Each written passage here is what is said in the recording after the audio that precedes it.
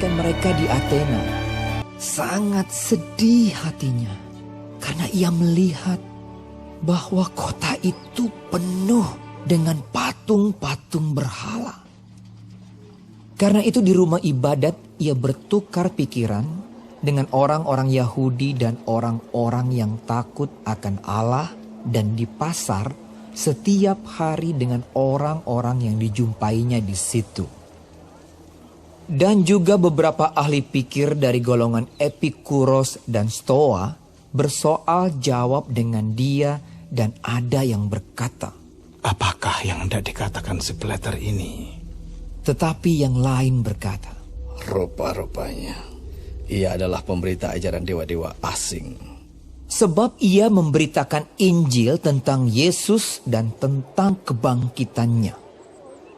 Lalu mereka membawanya menghadap sidang Areopagus dan mengatakan, bolehkah kami tahu ajaran baru mana yang kau ajarkan ini?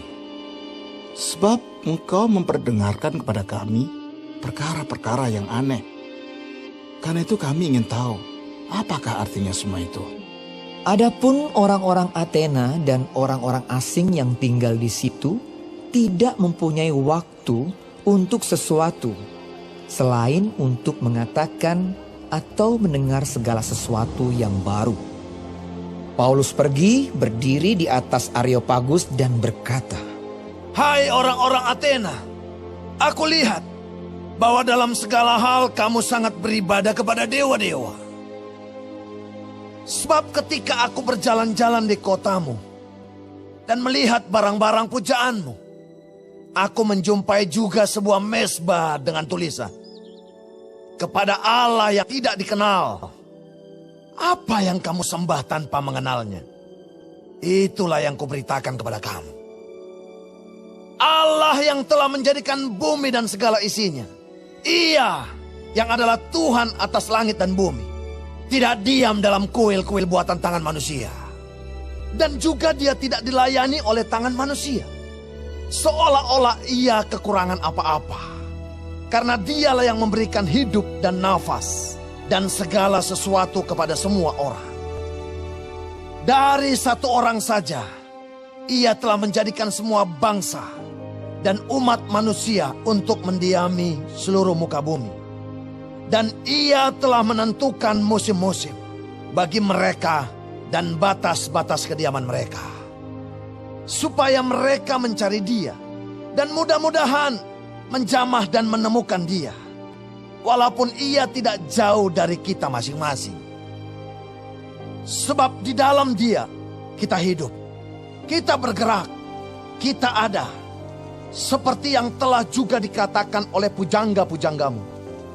Sebab kita ini dari keturunan Allah juga. Karena kita berasal dari keturunan Allah, kita tidak boleh berpikir bahwa keadaan ilahi sama seperti emas atau perak atau batu, ciptaan kesenian dan keahlian manusia. Dengan tidak memandang lagi zaman kebodohan, maka sekarang Allah memberitakan kepada manusia bahwa di mana-mana semua mereka harus bertobat. Karena ia telah menetapkan suatu hari, pada waktu mana ia dengan adil akan menghakimi dunia, oleh seorang yang telah ditentukannya. Sesudah ia memberikan kepada semua orang suatu bukti tentang hal itu, dengan membangkitkan dia dari antara orang mati. Ketika mereka mendengar tentang kebangkitan orang mati, maka ada yang mengejek dan yang lain berkata, lain kali saja kami mendengar engkau berbicara tentang hal itu. Lalu Paulus pergi meninggalkan mereka. Tetapi beberapa orang laki-laki menggabungkan diri dengan dia dan menjadi percaya. Di antaranya juga Dionysius, anggota majelis Areopagus, dan seorang perempuan bernama Damaris, dan juga orang-orang lain bersama-sama dengan mereka.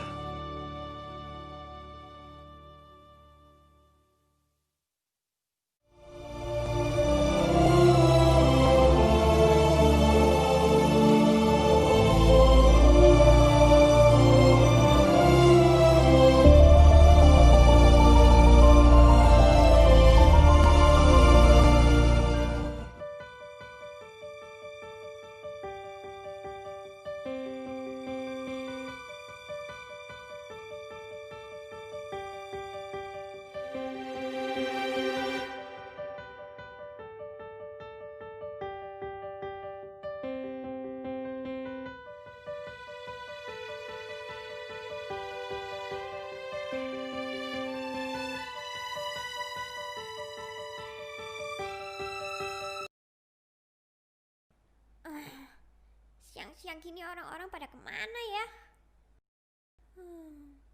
Enaknya aku ngapain ya?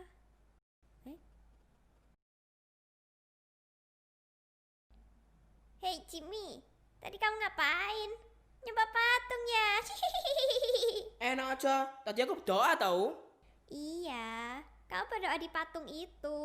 Kan sama aja kamu nyembah patung itu. Beda tahu, aku cuma berdoa di depan patung. Daripada nyembah patung, lebih baik kamu nyembah aku aja. Aku kan nyembah patung. Siapa juga yang mau nyembah kamu? Dasar manusia bodoh. Masa doa depan patung dianggap nyembah patung sih?